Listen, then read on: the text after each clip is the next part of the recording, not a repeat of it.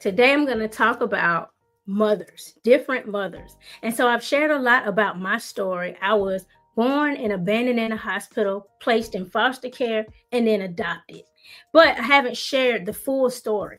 And so when I was born, my mother, who gave birth to me, left me in the hospital. And when she left me in the hospital, I was placed with a foster mother. I was with that foster mother until I was almost 3 years old. And then I was adopted permanently by my parents who came along and adopted me. And so then I went with them. It was a closed adoption. So I had no more contact with my birth mother or with my foster mom. And so that's my beginning story, right? And then when I was 14, my mother who adopted me, she passed away of cancer. And so born to a mother who abandoned me, sent to foster care, right, to another mother, and then adopted by a third mother. And so, if you think about loss and grief, I was separated from all three of these mothers, right? And then when I was 14 and my adopted mom died, I met who would become my godmother. And that was when I was 14, a very pivotal age, a hard age, right? I was about to get ready to go to high school. I was, of course, blooming into teen years really heavily. And it was just a very hard transitional time for me. But what I'm saying and what I'm sharing about is the grief around abandonment, around loss, around mothers. Through that, though, I had to learn how to receive mothering from whoever it came from. First, I was born, and that mother wasn't able to do it. Then I had a foster mother, and then I was adopted, and then my adopted mother died, and then I had a godmother, right? And also numerous, even to this day, I have a godmother, right? The godmother I had at 14, she passed away in 2017, but I have been mothered by other women, right? And so this is a very difficult topic for a lot of people. It's Mother's Day, but for some, it's just a really, really hard day because there's grief, there's loss, there's, if you're an adoptee, there, for some people who have not found their biological birth mothers, there's ambiguity, right? There's wondering, there's, just the feelings of abandonment. And that's a healing that I have been walking through for a while. And so it was when I was 30, I went back to reconnect with my birth family. And my birth mom had already passed away. So I didn't get to meet her. And so that was like me having to walk through another set of grief, if you will. I had to grieve what would never be. And that was extremely hard. And the ways I got through that are numerous. I talked to friends. I leaned on my husband. I found adoptee support groups. I've had therapy. I journal. I have to, just grapple with existential questions and with God. I'll go to the Bible. I really have had to grapple with this. But the truth of the matter is that I've had to walk through the grief, right? Either walk through the grief or I would be stuck. If I was stuck, I wouldn't be sitting here right now able to even talk about this. But it took me years of really just fleshing it out and walking through it and just dealing with what it really means and how it really impacted me to experience these different griefs.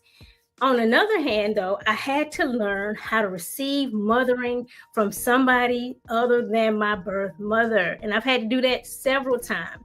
Again, it didn't end with my godmom who died in 2017. I still will have a mentor that's a godmother, right?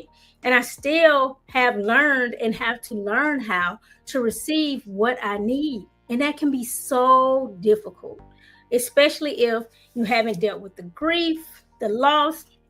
And there's no timeline I can put this on for people. Like I was adopted, so I'm an adoptee. It's called an adoptee in reunion, right, with my birth family. But again, when I went back to search out for my birth mom, she had already died. And so what that looked like for me was just grieving what wouldn't be. What that looked like for me was grieving what I longed for. What that looked like for me was having to put it to rest, but it took a few years. I mean, like, this is a process. Like, I'm talking to you now and I'm able to articulate it. I was not even able to articulate the pain and the hurt right? From not being able to reconnect to my birth mom. I couldn't articulate it for a long time. I didn't have words formed, right? And again, that's connected to me healing. Now, I'm sharing all of this just to let you know that it is okay if Mother's Day is hard for you. It is okay if this is a day that you're grieving one aspect of motherhood, whether it's a recipient or another aspect as a mother. It's okay if you're not just Pollyanna happy today. It's okay if you need self care today. But it's also okay if you're celebrating, right? I've gotten to the point where I celebrate all of my mothers. I was about to say three, but really, it's been numerous. It's been numerous mothers, right? Motherhood comes all the time in different forms. Sometimes it's with somebody who's permanently placed there, and then sometimes it's with somebody who's just there for a season. But learning how to heal and so that you can receive is very important when it comes to being a recipient of mothering and when it comes to mothering in and of itself. I believe we mother in different ways. You have people that tend to the earth, they plant, they tend to animal. It's just all kind of facets to motherhood. But I'm talking about actual mom today because it is Mother's Day. And so what I do on this day is I just call out each one of my mother's names and I thank them for what they've given me. I thank them and I'm thankful that they are resting in peace, right? That they're not on this earth anymore experiencing any pain, any grief, any heartache. And it took me a while to get there, right? And it's just a day I celebrate now. I tell other women happy Mother's Day. It's not connected, to them being a mom or not, but everybody has had a mom. Again, I realize everybody's relationship with their mom isn't always good or always celebratory, but I still celebrate motherhood, right? And so I just wanted to share this bit of my story with you, just to let you know I'm not coming from a place of, telling people to just get over it. No, you have to really work through it. It's not always just get over it. Even if you had a great mom and she passed away and you're grieving that, or if you're grieving a mom that's still here that maybe has mental issues, maybe has emotional issues, or maybe you're estranged, maybe they have dementia and they don't remember you. It's so many different ways that grief and motherhood can go together, right? And so I just want to encourage you today, however it lands for you, embrace that and own it, right? You don't owe explanations, right? Make sure you own your truth. Make sure you're walking through that healing. But I just want you to know that it's not always a cookie cutter, one size fit all celebratory moment on Mother's Day. And I'm sure there are stories and narratives that I don't even know, that I couldn't even fathom, right? Of motherhood stories and some of the wounds people have. One thing that I did have to remember about each mother that I had is that before they were mother, they had a first name and that they were somebody. They weren't born my mom, right? And it takes a lot of sacrifice, from God moms to my adopted mom to even my birth mom. It just takes so much sacrifice to nurture life. I had a birth mom, but then I was nurtured by other women. It took tremendous sacrifice for them to put up with me. They probably not always want to be bothered. Even your own mom, your birth mom don't always want to be bothered, So like just realizing that mothers just pour and they pour and they pour. And very rarely do you even know what they need.